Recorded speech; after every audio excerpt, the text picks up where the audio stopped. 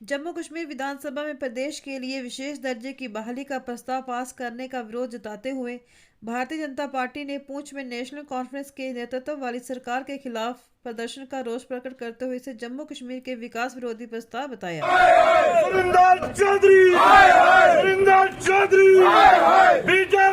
जिंदाबाद, बीजेपी जिंदाबाद, बीजेपी जिंदाबाद, बीजेपी जिंदाबाद। National conference, national conference, national conference. प्रधानमंत्री श्री नरेंद्र मोदी जी जिंदाबाद, प्रधानमंत्री श्री नरेंद्र मोदी जी जिंदाबाद।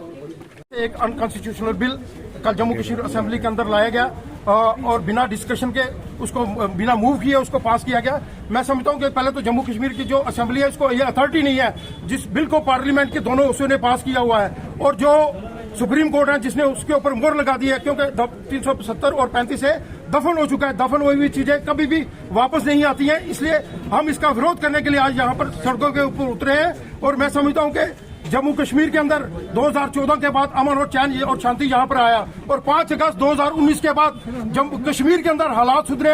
एक भी दिन हड़ताल नहीं हुई, एक दिन भी पत्थरबाजी नहीं हुई, एक भी दिन बंद नहीं हुआ। जब जम्मू कश्मीर के हालात यहाँ पर खराब थे तो यहाँ के chief minister doctor Farooq Abdullah थे जो लोगों को छोड़कर इंग्लैंड में भाग गए थे। और मैं समझता हूँ कि 2014 से पहले जो 40,000 लोगों का जिस बेगुनाही से उनको शहीद किया गया, उनका कत्ल किया गया, उसके लिए जिम्मेवार कोई है तो नेशनल कॉन्फ्रेंस और कांग्रेस है।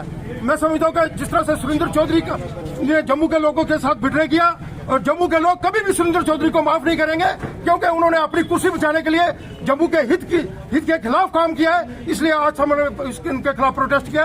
और मैं समझता हूँ कि जब तक भारतीय जनता पार्टी का एक एक कार्यकर्ता जिंदा है, हम ऐसे किसी भी कानून को यहाँ पर लागू नहीं होने देंगे जो अमन और चैन के खिलाफ है। देखिए, दो दिन पहले रेजोल्यूशन पास हुआ, उसमें 370 को छेड़ने की बात की थी।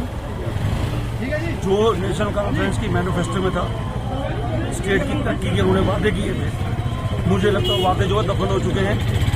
रेवोल्यूशन लाकर वो जनता को बिल्कुल गुमराह करने की कोशिश कर रहे हैं।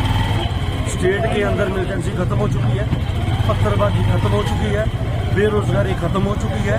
स्टेट तरक्की की राह में जा रहा है 70 साल के बाद नरेंद्र मोदी जी की हुकूमत में। लेकिन ये अब्दुल्ला खानदान को बर्दाश्त नहीं हो रहा है कि देश जो है वो बिल्कुल आग में झोंका रहे, तो इनकी सियासत की रोटियां पकती रहे। लेकिन ऐसा भारतीय जनता पार्टी कभी नहीं होने देगी।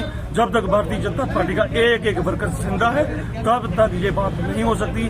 35A और 370 को जहां हमने दफन किया था वहां से कभी भी बाहर नहीं आ सकता। मेरी अपील रहेगी आपके माध्यम से जनता से, अगर जनता मेरी बात सुन रही है, इस रहेगी कि नेशनल कॉन्फ्रेंस को वोट देंगे आप आने वाले वक्त में बहुत पछताएंगे। जब भी कभी इलेक्शन होते हैं, अच्छी सरकार चुने, भारतीय जनता पार्टी का साथ दें। जिसने 10 साल में J&K की तरक्की की है, नेशनल कॉन्फ्रेंस बिल्कुल उसका जो माटो है वो पाकिस्तान की पॉलिसी चलता है, ऐसे देशों की पॉलिसी चलता है जो देश को तोड़ना चाहते हैं, कश्मीर को हथियाना चाहते हैं। इन ऐसी पार्टी का साथ मत दें। और जब तक मेरे जैसे भारतीय जनता पार्टी के वर्कर जिंदा हैं, नेशनल कॉन्फ्रेंस J&K के अंदर एक भी ईंट नहीं हिला सकती। 370 के अंदर एक रेजोल्यूशन पास किया गया है जो रेजोल्यूशन भारत के खिलाफ है और जम्मू कश्मीर के डेवलपमेंट, जम्मू कश्मीर के आईन, जम्मू कश्मीर के लोगों के खिलाफ है। पहली बात है कि नेशनल कॉन्फ्रेंस सरकार को, मुरद्दला सरकार को ऐसा कोई अख्तियार ही नहीं है कि वो ऐसी रेजोल्यूशन वहां पर पास करे, क्योंकि देश की सबसे बड़ी जो अदालत है सुप्रीम कोर्ट, उसने इस चीज को दफन किया है। और दफन करने से पहले देश की पार्लियामेंट के दोनों हाउसों से इस बिल को पास किया गया है। फिर 370 और 35A को हटाकर जम्मू कश्मीर में एक अमन, भाईचारा और एक डेवलपमेंट का दौर शुरू किया गया था।